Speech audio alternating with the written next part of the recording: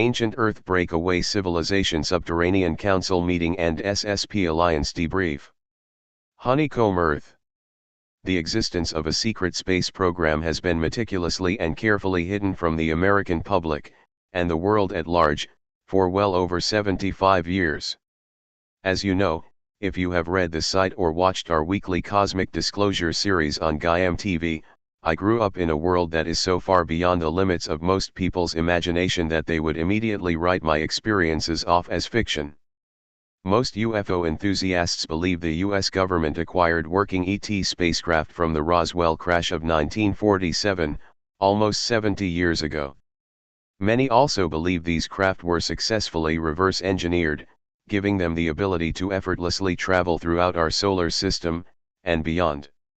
Even with the crude rocket technology of the 1960s, we were able to send people to the moon, land craft there and drive rovers around on the surface. However, people still hit a severe mental roadblock in imagining that our own reverse-engineered craft were flown to the moon, Mars, and elsewhere, and were used to build bases there out of local materials. Is it possible that a secret space program could have existed without us knowing about it? Absolutely. The Manhattan Project developed the nuclear bomb. It was in operation for 7 years, employed well over 120,000 people, conscripted multiple secret facilities all over the US, and hardly any of its own employees knew what they were working on until the bombs detonated.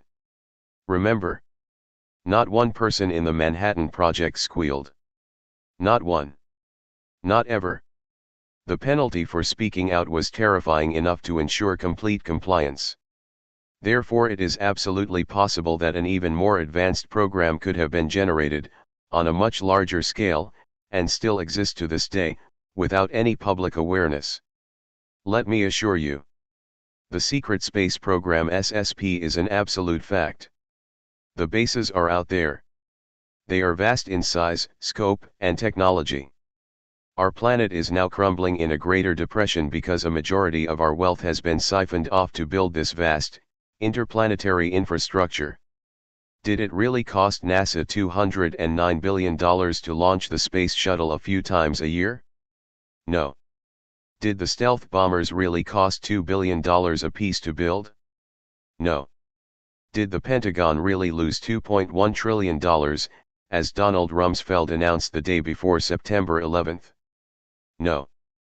I have seen the vast, glittering facilities our money has built with my own eyes. Through the windows and transparent panels of advanced spacecraft.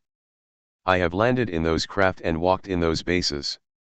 I have met the people who live and work there. I have seen their faces and spoken to them just like I am speaking to you now. There are millions of other people, originally born here on Earth, who have shared my experiences. Regrettably, hardly any of them have spoken out thus far. Since the threat of doing so can very easily be lethal, and it is nearly impossible to return to Earth once you enter into this world. Many have been a part of this world only to be blank-slated. Have screen memories implanted, then return to live out rather mundane lives. Some of the people who have been robbed of these amazing memories and experiences are some of the strongest skeptics of these topics. We quickly discovered that our own solar system is literally teeming with intelligent civilizations. From many different points of origin. Some of them are extremely benevolent, some are extremely negative, and others are just visiting, without really picking a side. The reason so many different types of UFOs have been seen is that there are many different civilizations operating in our airspace. With a tremendous diversity of technologies available to them. The SSP has been owned and controlled by a very dark aspect of our planet for some time. An intergenerational cult dating back to at least the Roman Empire. Many have called these secret Earth government syndicates. The Illuminati or Cabal. Their main business is building hyper-advanced technology. And they have gotten quite good at it. As impossible as this may seem, I was told they are now engaging in regular trade with over 900 different intelligent civilizations. If anyone shows up who has something newer and better than the old stuff, they will quickly find a way to acquire it and mass produce it. no matter how unethical or brutal the methods required. Since these secret Earth government syndicates have very negative spiritual beliefs, they ended up allying with the most evil and powerful ET group of all. A confederacy of reptilian humanoid races collectively known as the Draco. It is a sad but accurate fact that the vast majority of those who have joined the SSP are made to take part in brutal and terrifying situations intended to ensure they can never escape, and will never speak out even if they did. I was personally forced into many situations that were deeply traumatic and have forever altered my perspective on reality. Several years ago, an alliance formed within this group to restore peace and freedom to our planet, and release the marvelous technologies that are being held back, but they faced towering obstacles. For many years, Hollywood movies, financed by these same corporate interests, inundated us with film after film of an alien invasion. Any and all such visitors were portrayed as brutal, terrifying villains who must be destroyed at all costs. These films were intended to seed our collective consciousness with fear and terror, a xenophobic hatred of all intelligent civilizations other than our own. The plan was to eventually strike us in a mass alien 9/11, with huge armadas of reverse-engineered craft. In this event they could wipe out any opposing areas or countries they wanted, just level them flat. The phoenix they hoped to rise from these ashes would be a global new world order to fight this so-called alien menace. Of course, they would own and control the whole thing themselves. That was the plan. However, they failed to realize that benevolent ET civilizations held them on a very tight leash, and they would never be permitted to carry through with these plans. A giant, Neptune-sized sphere visited the outer planets of our solar system in the 1980s. It was confronted by our people and asked to leave, which it did willingly. Many more spheres began appearing in the late 1990s into the early 2000s. Then, in approximately the year 2012, another 100+ spheres arrived. These spheres were of colossal size, with 3 approximate size categories corresponding to the Moon, Neptune, and Jupiter in circumference. The beings associated with these spheres were very highly advanced. They do not require technology to travel throughout the universe or accomplish any of their goals.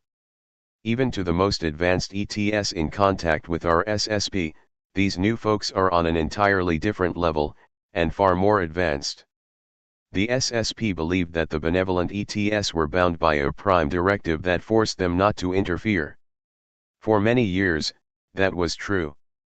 As it turns out, the prime directive was always intended for our own protection, so these negative groups would never actually be able to completely conquer and overthrow our planet.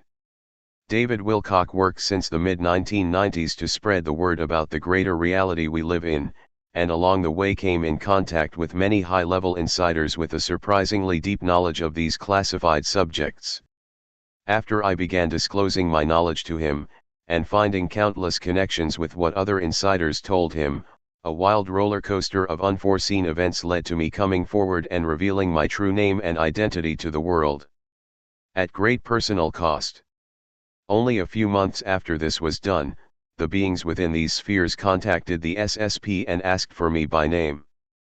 I had not worked for them for many years, and this was the most profoundly life-altering event I have ever been through since I was first contacted by the Blue Avians a little over 4 years prior. Protocol and paperwork was thrown to the side as I was brought back into a world I had only had seldom, brief contact with since the 1980s. Suddenly, I was being asked to speak on behalf of these beings, the Sphere Alliance, as their delegate. This included addressing the SSP as well as a group of over 40 different intelligent civilizations known as the Super Federation, who have been running 22 different genetic programs on humanity for thousands and thousands of years. Again, I understand that this story seems extremely far-fetched. Let me remind you that I had everything to lose, including a 6-figure-a-year salary, and nothing to gain by coming forward. The GuyMTV job does not pay enough to support my family. It has only been through your conscientious donations that I have been able to continue doing this at all. The people in the SSP Alliance had a team member who we are calling Lieutenant Colonel Gonzalez, who had been in contact with the Sphere Alliance for about 4 years. Roughly the same length of time as I had been. Gonzalez was the SSP's choice for a delegate. I was an outsider. A has-been, who lacked the training and expertise to be brought into such a role. That was their feeling. As a result, I was ridiculed and harassed when I was brought back into their world. Tensions mounted as they continued to look for flaws and see me as unworthy of the role I was given. I suppose it is human nature to look for character defects in others, particularly if they have been given some position of authority, whether they wanted the job or not.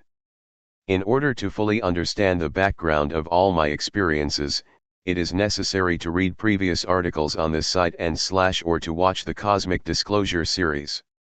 I had found myself in an awkward position in recent weeks, after I had some meetings with the SSP Alliance Council, that became very heated and personal. They told me, flat out, that they did not want me to be involved in future delegation meetings, and that Gonzalez had proved to be far more adept as a diplomat than I had. Furthermore, I had upset some of the Super Federation members by providing detailed information about some of them at our most recent GAIM TV recording of Cosmic Disclosure, which hasn't even aired yet. It was made pretty clear that they were trying to force me out of the position I was in, and have Gonzalez take my place. Recently, the Sphere Being Alliance indicated that they would not honor the SSP Alliance Council and the Super Federation Council's requests that I be replaced. This led to a meeting with explosive tension where I really lost my cool, as did they. There was yelling, aggression and cursing. I am by no means spiritually superior, and this has been as stressful on me as it has on them. We had a couple of meetings after this first explosive one where things settled down, and we exchanged mutual apologies. Ultimately we all want the same thing, to free humanity, and our entire solar system, from the rule of these corrupt secret Earth government syndicates, and the highly evil groups that have been controlling them. As a group, the SSP has now been sharing ideas and guidance to help shape my own future, as well as that of humanity as a whole, in a more constructive manner. I am simply the first of many insiders who will be coming forward and revealing the full scope of what has gone on for so long. As I have said before, the NSA held a vast treasure trove of SSP documents for blackmail purposes. Snowden captured all of this data in his epic hack. The encryption was only very recently broken. Once the public is aware and angry enough to hear the truth, such as in the aftermath of a highly upsetting economic collapse, this documentation will be released in a vast data dump. And it will utterly transform reality as we know it in a matter of days. The after disclosure, society, will be so radically different that every film, every TV show, every blog, every YouTube video, every book, every article, everything from before the event will be as antique and quaint as a black and white silent film with a scratchy, bouncy piano soundtrack. We will realize the awesome scope of deception that worked against us for not hundreds, but literally thousands of years. It will be a time of grief and healing as we are forced to accept the truth of our past, and direct our attention towards co-creating a much bigger and brighter future. In these same meetings, I found out that Gonzalez had attended a couple of Super Federation conferences without my knowledge. He had also attended a newly formed Council of Ancient Earth Breakaway Civilizations. I was aware that advanced civilizations had come and gone from Earth's surface in our distant past.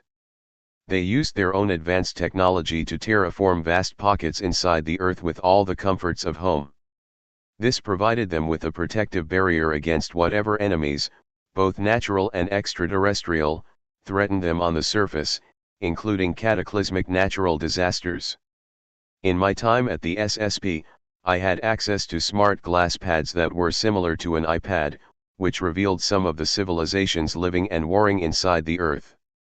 Some of them were more human-like and familiar, whereas certain others were reptilian. One particularly nasty race was called the Raptors, and had hideous reptilian features as well as a scrawny plume of feathers running down their backs. This ancient Earth Council, by comparison, was comprised of the more human-like groups. They were aware of some of the other opposing factions, but were not in alliance with them. The human-like groups decided to sort out their differences with one another out of necessity after a rise in conflicts with various other subterranean groups. I was informed that I would be attending meetings with this ancient Earth Council in the near future. This very much excited and intrigued my curiosity. At the same time, these meetings have brought me face to face with highly negative groups, including the Draco White Royal, so I always have a certain sense of dread when facing any new experiences of this type.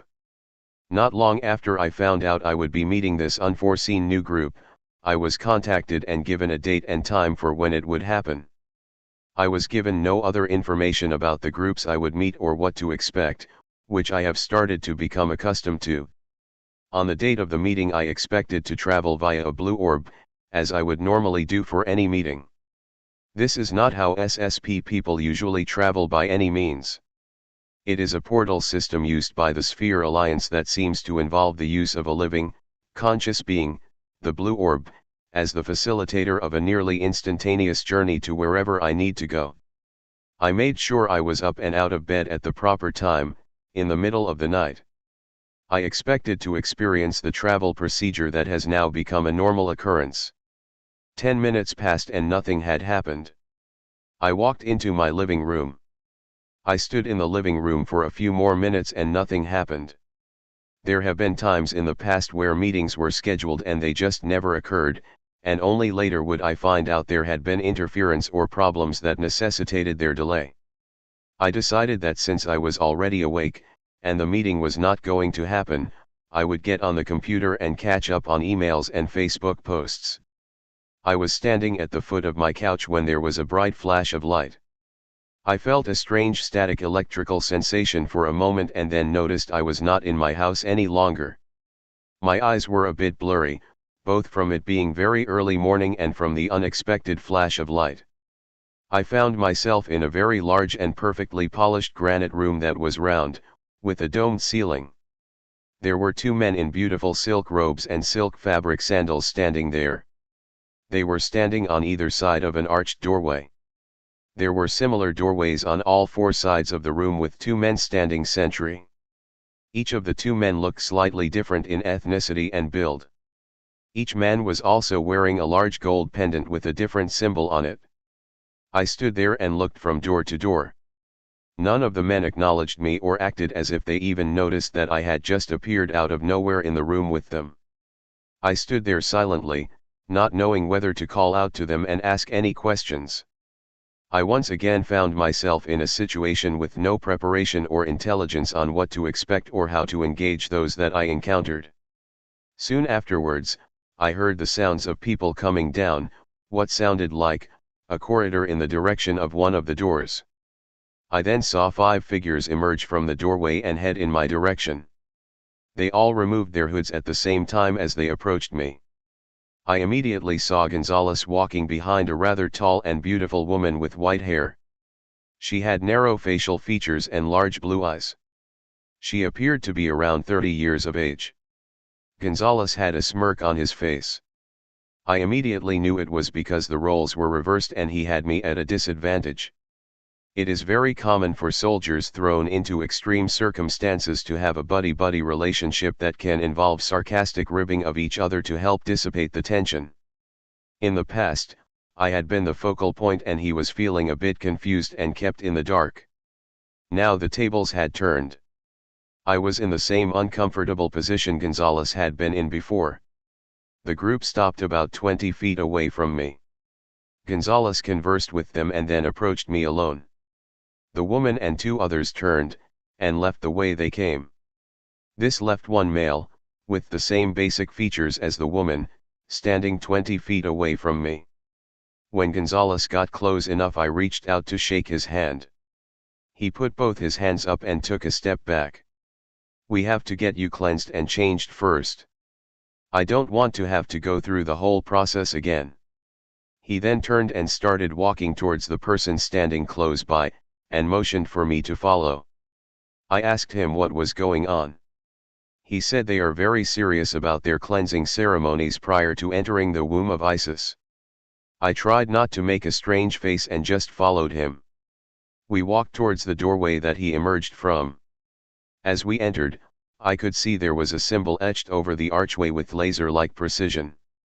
This symbol appeared over all of the doorways in the area we spent our time in. It was two intersecting circles inside an oval. The door led to a long, smooth corridor that was also carved out of the same granite-like rock. I could hear the echoing sound of water running over rocks while in the tunnel-like corridor.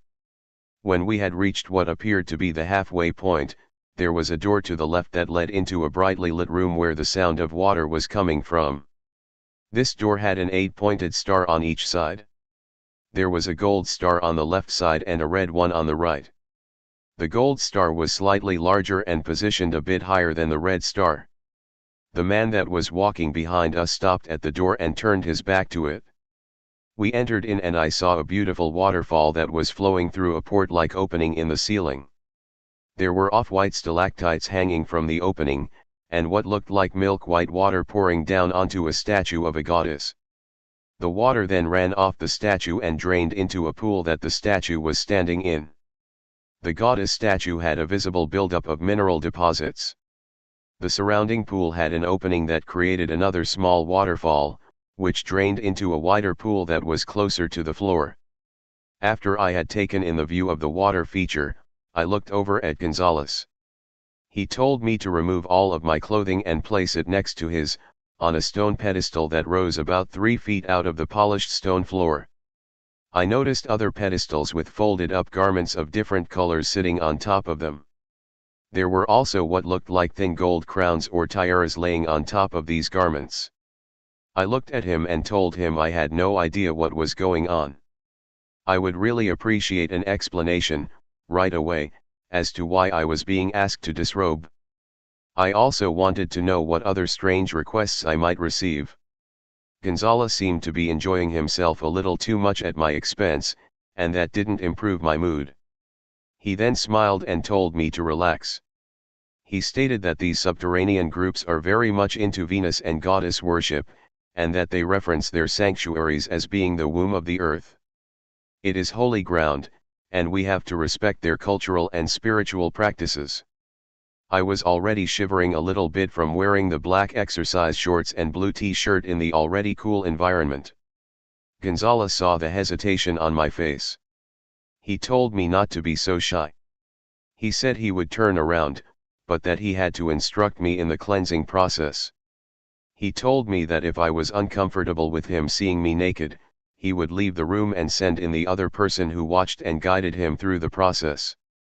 I shook my head and took off my clothes, folded and placed them on the pedestal. I was standing there totally humiliated. Gonzalez was chuckling and trying not to look directly at me. Right when I thought it couldn't get any worse, the woman walked in with a folded robe, sandals, and towels in her hands. I exhaled in displeasure and glared at Gonzalez, who was still enjoying my predicament way too much. He took a step back so the woman could approach me. She smiled and handed me the garment and towels. She bowed her head, turned and bowed her head to Gonzalez, and then left the room. After she had left the room, Gonzalez broke out laughing. He walked over, took the items from me and set them down. He made a joke about how cold it was in the room. He then began guiding me through the bathing and cleansing process. The water was ice cold. After I had dried and placed the robe and sandals on the pedestal, he told me that I needed to remain quiet and respectful during this first visit and just observe. He said that these groups have recently formed this council out of necessity.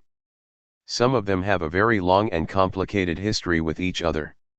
He also told me that these groups had an even more complicated history with surface civilizations, going back over many thousands of years. I was informed that they do not have the most positive view of us. He further stated that these groups often come across as elitist and prejudiced against the surface population, and that I needed to keep my opinions on the matter to myself. I was trying not to let my ego be a factor in the equation. Nonetheless, I was feeling a little frazzled after the public bath, being laughed at and then having Gonzalez worry I was going to speak out of turn, as I did at a previous meeting, when there was a veiled threat against my family. This was in the Committee of 200 meeting that took place at the castle, detailed in earlier posts on this site. I know Gonzalez meant no harm and this was a part of his personality, but it was still a little soon. Some wounds were still fresh from the previous couple of meetings I had with the SSP Alliance Council, when things had gotten pretty heated. I took a deep breath and cleared my mind of the prior emotional baggage, so that it would not be detected by our current hosts, who had greater intuitive abilities than any average human like us. I told Gonzalez I understood, and was ready if he didn't have anything else to add. He then picked up on how frazzled I had been, and looked a bit concerned. He looked at me, tilted his head and started to say something. Right then, the woman and 3 men walked a few paces into the room. They bowed their heads and looked at us. Gonzalez then turned and walked towards them, motioning once again for me to follow him. A few feet before we reached the others, they turned and walked out the door ahead of us. They turned left, and then continued on down the corridor. The corridor then began to angle down and curve to the right, where it then widened into a rectangular room with tall ceiling. A larger door was directly ahead. I then wondered to myself where all of the light was coming from. The corridor and rooms were well lit, but I had not seen any source for the lighting. We stopped in the room and no one was speaking. I was looking around for the light source when the woman turned and spoke to me. Her voice had an accent I have never heard before. In English, she said the visible light is created by frequency. I was surprised and looked at her, but before I could say anything in response, another woman walked through the large door. She was wearing the same white silk robe, and was wearing the hood over the top of her head. She looked at each of us, making eye contact with us one by one. Then she turned and went back out through the doorway without saying a word. Somehow I knew immediately to put my hood on, as did everyone else.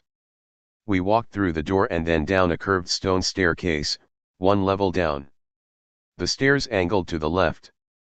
At the bottom, there was another doorway with the same symbol over the arch. We began to file through the door and into the room, 2 by 2. There were people in the same robes sitting around an oval table. Other people were standing and sitting on stone benches, and they also wore the same robes. I then began to notice that every person was wearing a pendant. The pendants were often different in appearance, and had various symbols on them. I realized that these were the symbols of their groups. I noticed a few of them touching and tapping their pendants. They would then look down at what could only be described as holograms.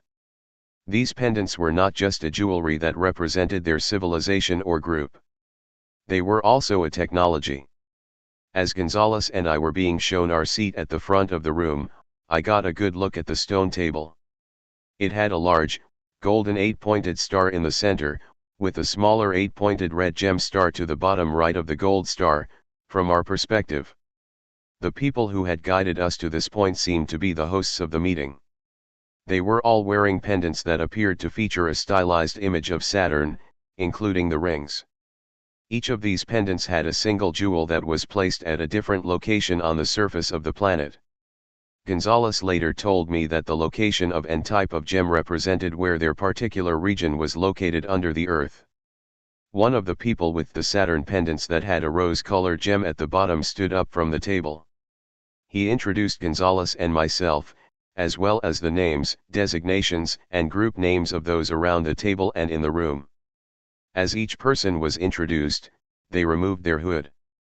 Gonzalez has asked that I withhold these names, designations, and group names for a few reasons. The main reason is that he wanted to maintain their trust. He didn't want a repeat of upsetting anyone, as happened recently when I went into detail about the types of non-terrestrials that attend the Super Federation conference. This caused some of these Super Federation members to request that Gonzalez take my place at future meetings, a request that was denied. I was never told not to share this information, but it was thrown in my face later during a meeting with the SSP Alliance Council as one of the reasons they wanted Gonzalez to be the delegate and not me. I have never had a problem admitting that Gonzalez is more of a diplomat and a better public speaker than I am. That decision, however, was not up to the SSP Alliance Council, Gonzalez, or myself, unless I had turned down the invitation in the beginning. I will share the symbols that were on the pendants of those in attendance at this meeting. When I got back home, I drew all of the symbols on a piece of paper and emailed it to my web administrator, who is also pretty good at rendering graphics.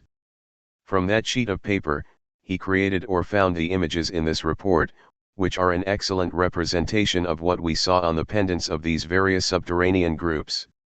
These different people were obviously human, but they appeared ethnically different than anyone you would see on the surface. There were people with stocky builds, African features and bronze skin. There were also people who appeared Asian and Indian, with different skin tones, including a very pale blue, and body types not normally associated with those ethnic groups on the surface. There was a group that appeared very Mediterranean. There was a group that looked very much like a normal Caucasian from the Earth's surface. There were also the tall, thin and pale people with white, blonde, black, and brown hair that were hosting this event. The Mayan ancient breakaway civilization I have described in previous reports was not present at this meeting. Within the group that wore the Saturn pendants, there were also people that looked similar, yet had slightly different body types. In addition to the Saturn symbols, there was also a silver star, a gold curved swastika, though this was not a Nazi breakaway group, an omega symbol with an 8-pointed gold star in the center, and a symbol that looked like an hourglass. This may have been a stylized representation of the constellation of Orion. I must admit that seeing that swastika symbol, along with some of their other terms and symbol sets, was unsettling enough that I almost buried this entire report. I am by no means anti-Semitic, and neither were any of these groups, though they seemed to view all of us on the surface with varying degrees of disdain. When I mentioned the swastika to David Wilcock, he shared with me that the Germans co-opted the symbol after seeing it featured in a mind-blowing lecture by Gurdjieff in the early 20th century. Gurdjieff revealed the astonishing prevalence of this same symbol from cultures all over the earth: the Hindus, the Hopis, the Japanese, the Eskimos, the Greeks, the Romans, you name it. On every continent except Antarctica. This was one of the main symbols that their gods gave them to represent themselves. Gurdjieff saw it as obvious proof of an advanced, worldwide intelligent civilization, which attracted the Germans to it. Gurdjieff was likely drawing off of a highly contentious Yale University study from 1898 that was later banned as the Nazis rose to power. Widespread attempts were made to sanitize the study from the academic record, though it still survives. The link to this study is enclosed in this written article. The article link is located in the description.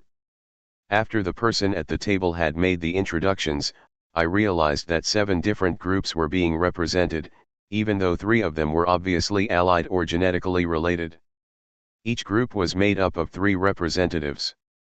The room we were in was repeatedly referred to as the womb of Isis. I found out later that this was a temple complex reserved for spiritual and political events. Most of the groups were made up of 1 or 2 women, except the group with the 8-pointed star symbol inside the Greek omega character, which was made up entirely of men. The obvious leader of this group made reference to the Prince of Venus, the morning star and the bearer of light several times. This was deeply unsettling to me because of obvious association of Lucifer with these terms. I picked up on the energy of the other groups, and they all seemed very uncomfortable with this particular group, which was not surprising. One of the other groups has a well-known and powerful fleet of craft that the secret space programs have developed a healthy respect for, and I recognized them and their symbol immediately. The discussions between these groups then began. They were asked by the person doing the introductions to speak English for their guests, but this didn't last long. They would speak English and then switch over to some other language. Gonzalez later told me this was a pre-Akkadian tongue that has long since died out on the surface of the planet. Then they would switch back over to English yet again. There were also exchanges in a couple of other long-gone languages. Telepathic communication took place between individuals in the room as well. It was naturally all very confusing and hard for me to follow. I was able to make out that they were discussing attacks that had occurred against various subterranean cities, and the casualties that occurred. They also discussed the betrayals they had suffered from certain secret societies and groups on the surface that they previously thought they had under their control. I was able to determine that their enemies on the surface now had technology that allowed them to locate their cities and bypass their defenses.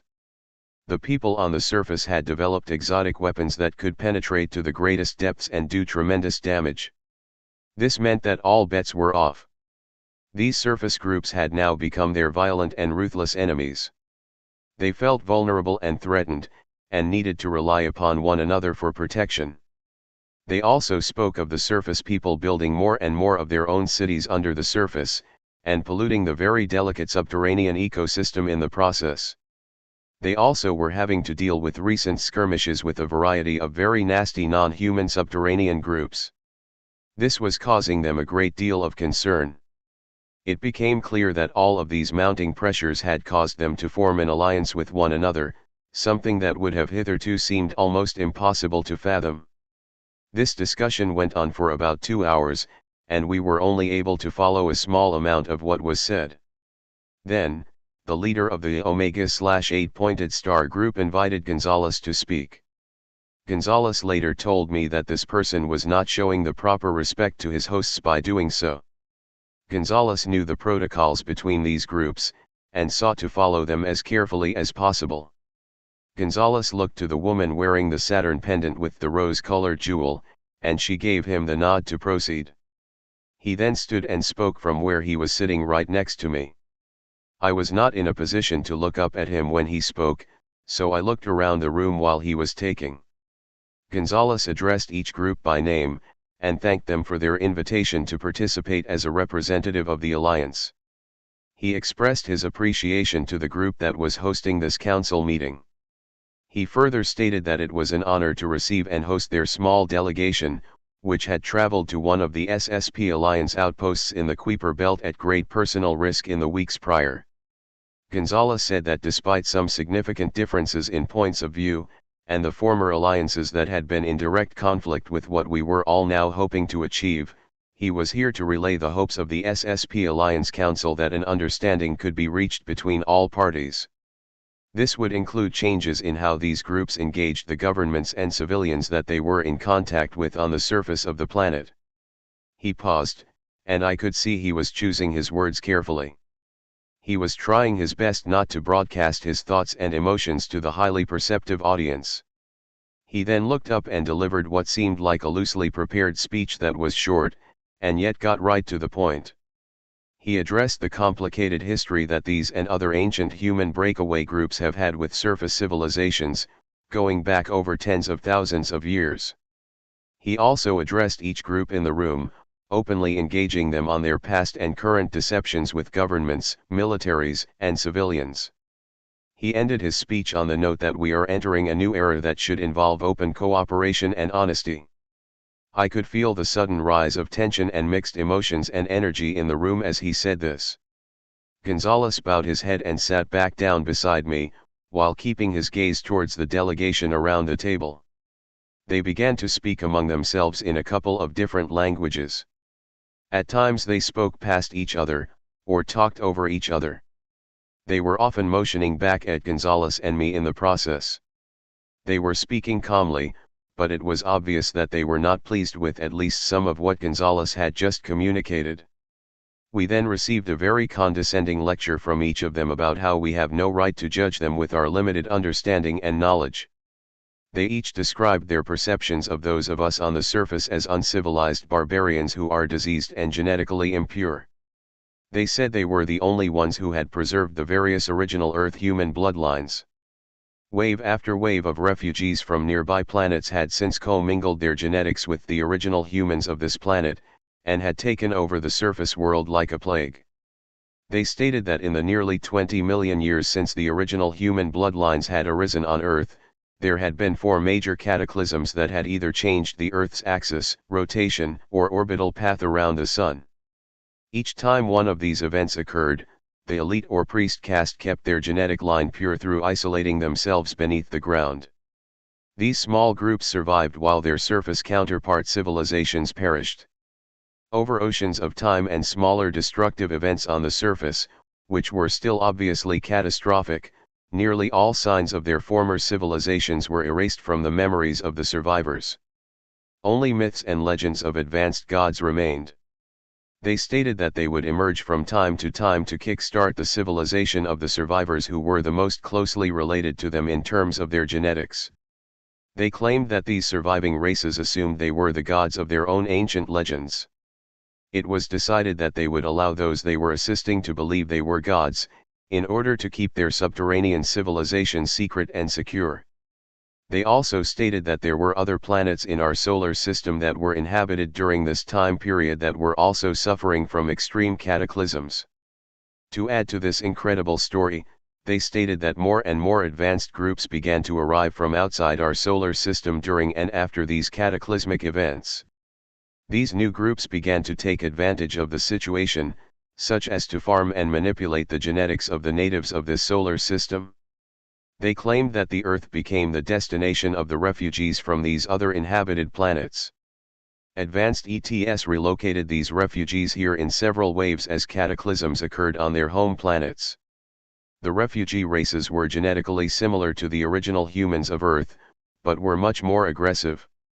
It turned out that many of these refugees were from a very advanced civilization that had destroyed itself through war and high technology. The use of some of these weapons not only caused destruction on an interplanetary scale, but generated a unique energy signature. This energy signature attracted the attention of the ET groups that were now entering our solar system in mass, and who then started up a genetic farming experiment. The subterranean groups claimed that there had been an ancient civilization that had protected this region of the galaxy for literally billions of years. They were referred to as the Guardians, and the secret space program referred to them as the Ancient Builder Race. This was covered in previous episodes of Cosmic Disclosure and in writings on this site. This Guardian race was extremely advanced. There were no other ET groups who would even think of violating their region of space. The Guardians had long since disappeared from our frequency. They had created a protective field or technology within their domain that kept it safe for a vast amount of time after they had physically disappeared. According to those telling this story, the residents of the other inhabited planets in our solar system unknowingly disrupted this protective technology put in place by the Guardians. When they used their advanced weapons in aggression against other races, this caused a massively destructive chain of events to occur. This had the unfortunate consequence of disabling the protective field that had been in place, ensuring their protection and survival. When the field went down, this sent out a signal to the rest of the cosmos like a beacon. The survivors of those inhabited worlds within our solar system relocated to the Earth. They were extremely aggressive, and began to reproduce and interbreed with the original humans that were on the Earth's surface. It was not long before the subterranean groups saw this new mixed race as a threat to their existence. This new mixed race is the current surface population of the Earth today.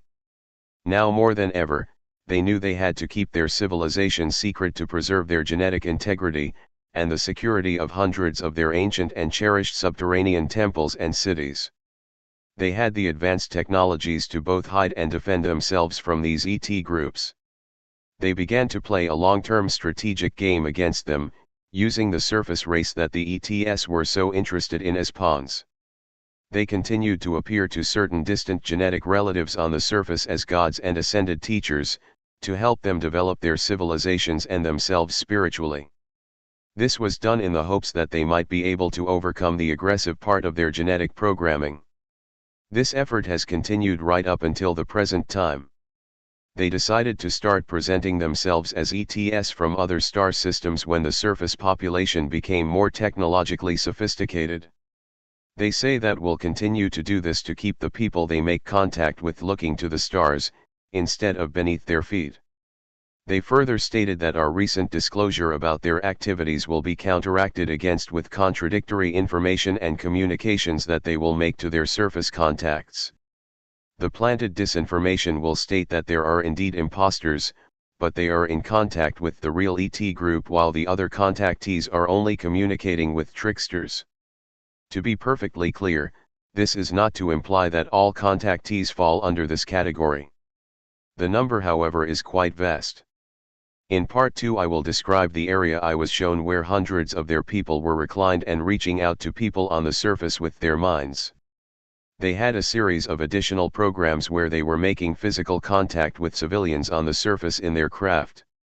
They said they will continue this practice until certain conditions have been met. One of these conditions is that the surface population must remove the current control system, which is run by these same ET groups they have been working against. Secondly, they will also need to see that the surface population has overcome its barbaric, uncivilized behavior and genetic programming. They stated that they are not optimistic that we will be able to accomplish this, even with the continued energetic changes or return and assistance of the Guardians. This was quite surprising to hear, as they were obviously referring to the Sphere Alliance as the Guardians. David Wilcock told me the Law of One series indicated that their civilization had evolved into a highly advanced state from their origins on our planet Venus, 1.2 billion years ago. Since I have been personally asked by the Sphere Alliance to read the Law of One, this is a very interesting correlation. David said it is a game changer that ties many loose ends of the story together. The ancient builder race left behind a vast collection of pyramids, obelisks and other such structures throughout our solar system, often made out of a glass-like alloy of transparent aluminum. A variety of these artifacts still exist within vast cavities below the Earth's surface. These subterranean groups are under the impression that after a full disclosure event and the removal of the manipulative ETS from our solar system, it will still take several generations for us to heal and evolve as a civilization. Only then will we be able to have open contact with their civilizations as equals. They were not exactly thrilled about forming this new council, or reaching out to the SSP Alliance Council to request contact with the newly returned Guardians. Apparently the Guardians were not going to contact them on their own. If they wanted any access at all, they had to work with us as a team. They flatly stated that they were doing this under duress. Their alliance was forced into existence by the vast array of problems they were having. This included the lethal resistance they were encountering from various subterranean ET refugees and ancient pre-human Earth races. Their problems were further compounded by the recent betrayals they had suffered from certain secret societies and kingships of the surface population. They stated they were well aware that various members of the SSP Alliance had been involved in crimes against humanity before they broke away, to resist the activities of various ET and mixed surface race groups. They were reserving judgment of us, and of our point of view, just as we should reserve judgment of them and their point of view. This was obviously a stalemate topic that could go no further.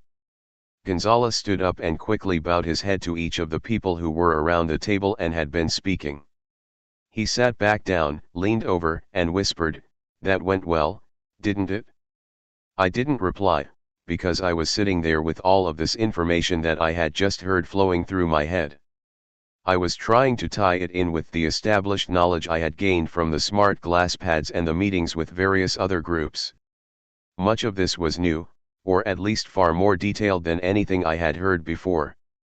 I was also wondering how accurate it all was, since it was coming from a group that admittedly has been deceiving the surface population of Earth for many thousands of years. These are indeed times for each of us to discern new information on a deeper level than our established belief systems.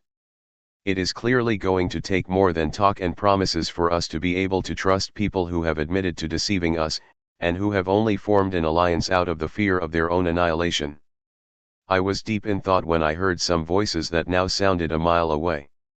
Everyone around stood up and placed their hoods back on their heads, so I quickly did the same. Each of the 7 groups uttered a very short statement in this pre-Akkadian language. They then began to line up at the only doorway into the room, this womb of Isis. No one was talking, and all you could hear was the shuffling of feet and robes as they waited for the hosts to dismiss everyone from the room. After a few moments, everyone began slowly moving through the door. I was still going over all of the information I had just heard in my head. We all worked our way back the way we came, through the series of winding stairs, twists and curves. We returned to where we had originally found ourselves in the main corridor. Now we were walking up a slight incline towards the room with the ceremonial water feature. This would then lead us directly back to the very large domed room I had originally arrived in. I mentally prepared myself to have to go back into the cleansing room and face the possibility of another public nudity scenario, this time with a much larger audience. Then I noticed the group ahead of us passed right by the door to this room, and headed directly into another large domed room. Just as I was feeling a modicum of relief, I felt a tap to my left arm by Gonzalez. I glanced back to see him now stopped a couple paces behind me. He was standing there along with two of the striking women from the host group. He was looking past me at the rest of the group, while holding his finger to his lips. He was clearly indicating that he wanted me to keep silent. I looked back and could see bright flashes of light coming from the large domed room the rest of the group had moved into. I turned and moved to stand next to Gonzalez. He was quietly standing there at ease, with one hand holding his wrist. I had already noticed that one of the women kept looking over at me from time to time. Now I felt that she had something to say. As soon as the lights stopped flashing at the end of the hall, the woman who had greeted me on arrival and delivered the garments in the cleansing room stepped forward. She said, "Please come with me. I have a personal request." I was told that the delegation was visiting each of their local domains and some of them would be back for another purification or cleansing ceremony, and I would imagine to retrieve their clothes. Gonzalez was looking at me with a confused expression on his face. Since she had addressed me directly, I told her I would be happy to hear her request. She smiled, and said, "Walk with me." She began to walk towards the large room that I had arrived in. Gonzalez and the other woman walked together behind us, by about 5 paces. I expected an explanation, or to hear the request, but instead we began to walk for some time in silence. We walked through the large domed room at the end of the corridor, went straight across the room and traveled on through the door on the other side.